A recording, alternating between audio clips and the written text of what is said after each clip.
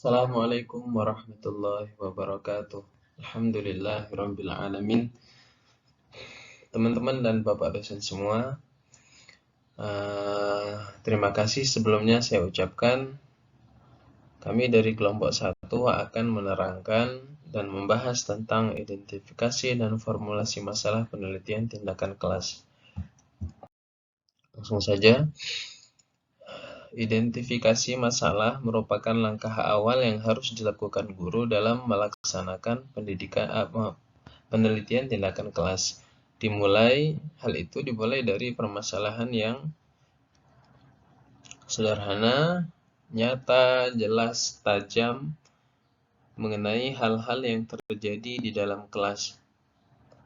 Jadi kalau kita lihat di situ terdapat beberapa kata kunci seperti permasalahan yang sederhana. Maksudnya apa? Permasalahan yang sederhana adalah permasalahan yang terkait langsung dengan kegiatan proses pembelajaran dan hasil pembelajaran siswa, gitu. Sesuatu yang dapat dilihat dan diukur, gitu, atau sesuatu yang mudah untuk dinalar, begitu. Kemudian di situ ada kata nyata. Nyata maksudnya permasalahan benar-benar terjadi pada lingkungan pembelajaran, bukan sesuatu yang abstrak atau yang akan terjadi. Jadi permasalahan yang terjadi itu benar-benar terdapat pada analisa awal kita, pada data analisa awal kita. Kemudian maksudnya jelas. Permasalahan yang jelas adalah permasalahan yang jelas indikator dan instrumen penelitiannya, begitu. Kemudian maksud dari tajam adalah spesifik, tidak ambigu, gitu. Spesifik dan jelas terkait pada mata pelajaran apa, terus pada bidang studi apa, pada kelas berapa, kayak gitu. Pada indikator yang mana, itu maksud dari beberapa kata kunci tersebut. Dan terdapat adanya kolaborasi antara peneliti, guru, dan kepala sekolah tentang kesepakatan permasalahan yang akan pada akhirnya melahirkan kesamaan tentang tindakan.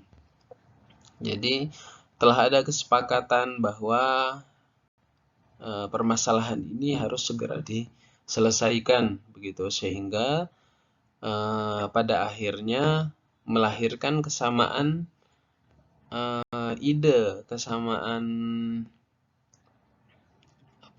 visi untuk sama-sama menyelesaikan permasalahan dengan tindakan atau action yang tepat, begitu. Kali ini Oke, selanjutnya adalah sasaran penelitian tindakan kelas. Yang pertama adalah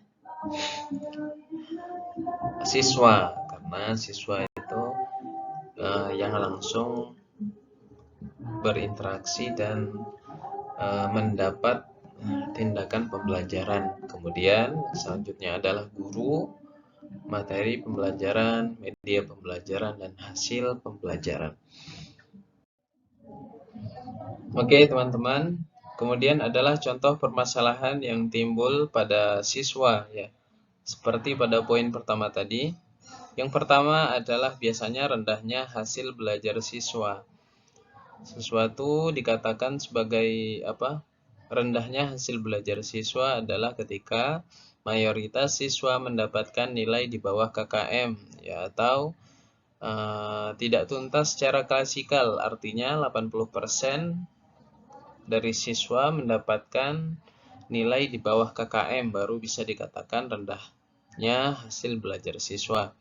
Kemudian yang kedua adalah rendahnya minat belajar siswa, di mana ketika banyak siswa yang bermalas-malasan dalam belajar, tidak tanggap dan respon terhadap pembelajaran, itu bisa dikatakan rendahnya minat belajar. Kemudian yang ketiga adalah rendahnya keaktifan belajar siswa, ditandai dengan takutnya siswa untuk bertanya, untuk menjawab, dan untuk berinteraksi di dalam kelas. Yang keempat adalah rendahnya kedisiplinan siswa. Yang kelima, rendahnya keterampilan berpikir kritis, kemudian kemampuan memecahkan masalah, dan lain-lain ya. Jadi banyak sekali contoh permasalahan dari siswa ini. Pada permasalahan siswa ini sebagai variabel Y yang akan dikenakan tindakan ya dalam penelitian tindakan kelas. Kemudian yang selanjutnya adalah contoh permasalahan pada guru pada poin 2 yang tadi ya. Yang pertama adalah penggunaan strategi pembelajaran. Nah, misalnya dicontohkan berdasarkan hasil analisis ini analisis kita kemudian dapat dihasil dari demikian. Maka indikatornya misalnya adalah terdapat pada strategi pembelajaran.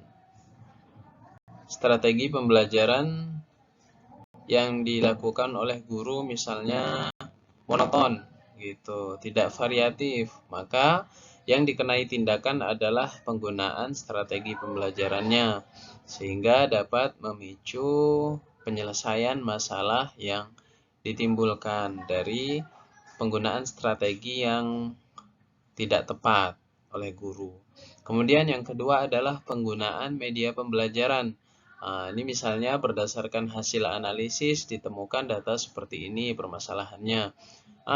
Ternyata permasalahannya terdapat pada media pembelajaran. Misalnya guru menggunakan media pembelajaran yang tidak variatif gitu. Tidak unik sehingga tidak bisa menarik minat belajar siswa. Maka yang dikenai tindakan adalah media pembelajarannya diubah menjadi media pembelajaran yang variatif sehingga dapat menyelesaikan permasalahan yang ditimbulkannya. Kemudian yang ketiga adalah cara penyampaian materi pembelajaran. Dalam hal ini misalnya cara mengajar guru yang dengan satu metode saja, metode ceramah misalnya yang membosankan sehingga murid tidak dapat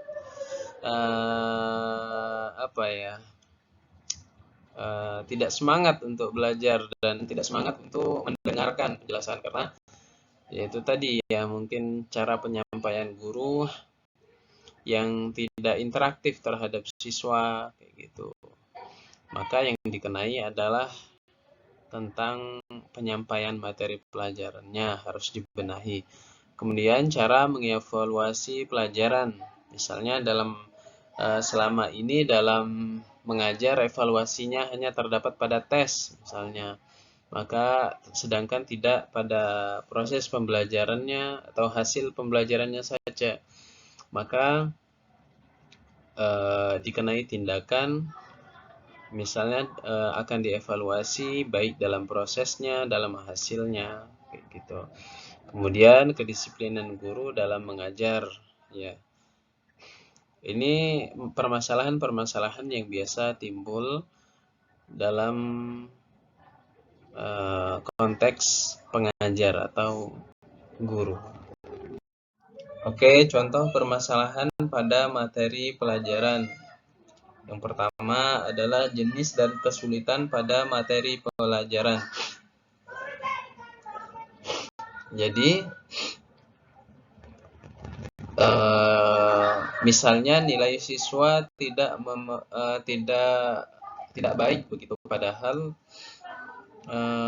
guru telah menggunakan strategi pelajaran yang baik, kemudian telah menggunakan metode media pembelajaran yang baik, udah menyampaikan pembelajaran dengan variatif dan yang sebaik-baiknya.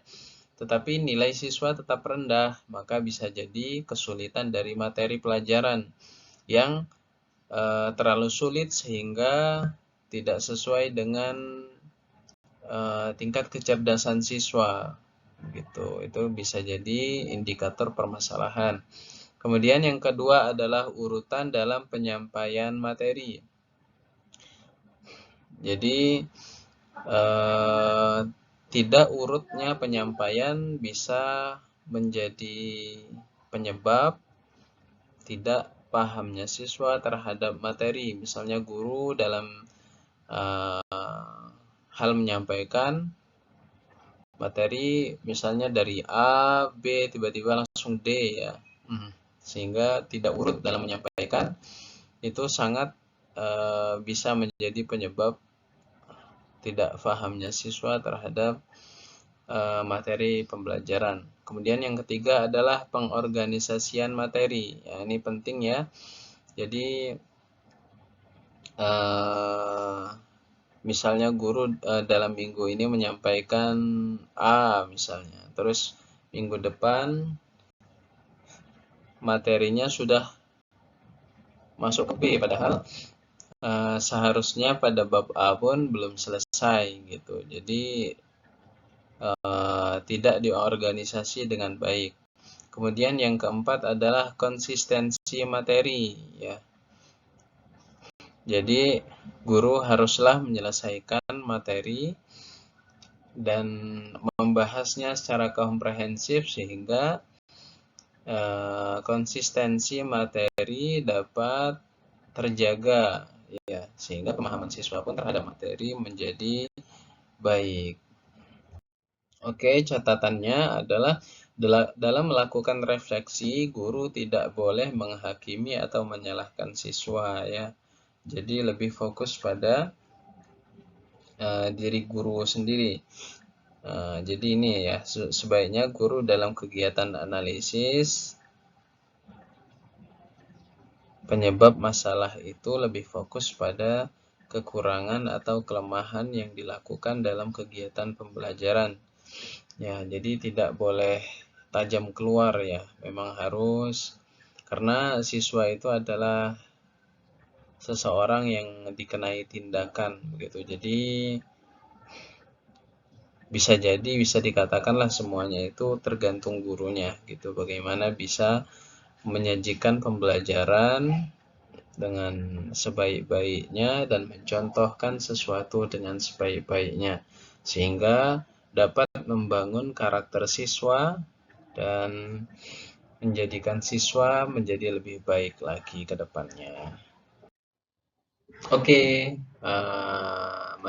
materi selanjutnya adalah formulasi masalah dalam penelitian tindakan kelas. Lebih jauhnya tentang pengertian formulasi masalah adalah disebutkan dalam KBBI, formulasi diartikan sebagai perumusan, sedangkan masalah adalah kesenjangan antara teori dan praktik yang memungkinkan untuk dicarikan alternatif solusi melalui tindakan yang konkret. Maka kesimpulannya adalah formulasi masalah usaha yang merumuskan secara tersurat pertanyaan penelitian apa saja yang perlu dijawab untuk dicarikan jalan pemecahan masalah yang didasarkan atas identifikasi masalah dan pembatasan masalah. Kemudian, ketentuan yang berlaku ketika menformulasikan masalah. Nah, ini adalah ketentuan-ketentuan dalam menformulasikan masalah ya. Yang pertama adalah aspek substansi. Jadi, dalam aspek substansi ini nilai kegunaan atau manfaat pemecahan masalah melalui tindakan penelitian tersebut. Jadi, manfaat dari penelitian tindakan kelas itu apa manfaatnya gitu. Jangan sampai kita meneliti sesuatu yang tidak bermanfaat dan tidak berfaedah. Kemudian yang selanjutnya adalah aspek formulasi. Menggunakan kalimat pertanyaan atau pernyataan ya. Namun pada umumnya menggunakan kalimat pertanyaan ya, yang lugas serta eksplisit dan spesifik tentang apa yang dipermasalahkan gitu. Jadi kalimat pertanyaan yang lugas yang jelas sehingga tidak menimbulkan makna ganda dalam pertanyaan tersebut. Kemudian yang ketiga adalah aspek teknis, jadi kemampuan dan kelayakan penelitian untuk melakukan penelitian terhadap masalah yang dipilih. Kemudian selanjutnya adalah beberapa petunjuk yang dapat digunakan dalam merumuskan masalah penelitian tindakan kelas. Yang pertama adalah masalah hendaknya dirumuskan secara jelas. Ya, benar tadi ya. Tidak boleh ambigu atau ngambang. Kemudian formulasi masalah hendaknya menunjukkan jenis tindakan yang akan dilakukan dan hubungannya dengan variabel lain. Kemudian yang ketiga adalah formulasi masalah dapat diuji secara empiris. Kemudian yang keempat adalah formulasi masalah menunjukkan secara jelas subjek dan atau lokasi penelitiannya. Jadi penelitiannya di mana, pada kelas berapa gitu, pada mata pelajaran apa, pada materi apa. Selain itu, formulasi masalah harus dirumuskan secara operasional sehingga perbaikan pembelajaran saat penelitian tindakan kelas dilaksanakan dapat terarah. Nah, ini contoh-contoh judul ya dalam penelitian tindakan kelas. Misalnya penerapan strategi everyone is a teacher here untuk meningkatkan hasil belajar fikih materi tentang sholat berjamaah pada siswa kelas 7 MTS TMI Pujon ya. Di sini penerapan strategi ini adalah variabel X-nya, kemudian meningkatkan hasil belajar fikih ini sebagai variabel Y-nya. Atau misalnya dibalik nih, variabel Y-nya dulu, meningkatkan hasil belajar fikih tentang toharoh ya, melalui video interaktif ya sebagai variabel X-nya. Ya, itu saja penjelasan singkat dari saya, kurang lebihnya saya sangat memohon maaf. Wassalamualaikum warahmatullahi wabarakatuh.